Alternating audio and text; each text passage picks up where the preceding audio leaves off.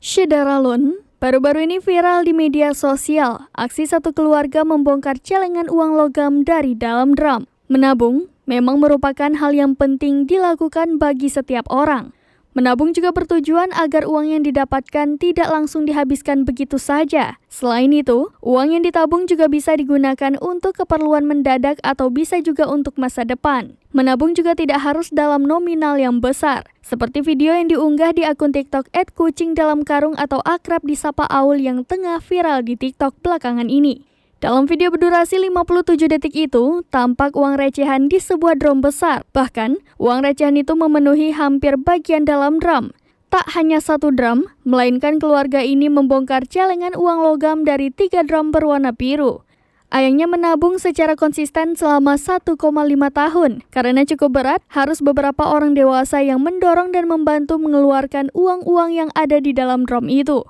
Saat semua uang receh dikeluarkan, kumpulan uang logam tersebut tampak memenuhi lantai rumah. Lebih lanjut, pemilik akun TikTok mengatakan celengan dalam drum tersebut dibongkar karena untuk biaya lanjut sekolah sang adik. Setelah ditabung selama 1,5 tahun terakhir, tak heran jika uang dalam celengan drum ini sangat banyak. Oleh karena itu juga, pada saat pembongkaran celengan drum dibantu keluarga hingga sanak saudara yang membantu menghitung. Aul pun membeberkan jika dirinya tidak sanggup menghitung sendiri karena begitu banyaknya uang receh.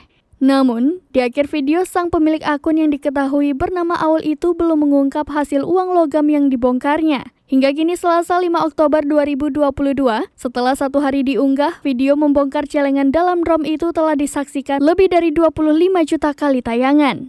Netizen yang melihat video itu pun sangat kagum dengan kegigihan keluarga Aul yang menabung hingga sebanyak itu. Ada pula warganet yang bersenda gurau mengatakan bahwa selama ini sulit mencari uang recehan karena telah dikumpulkan oleh keluarga mereka.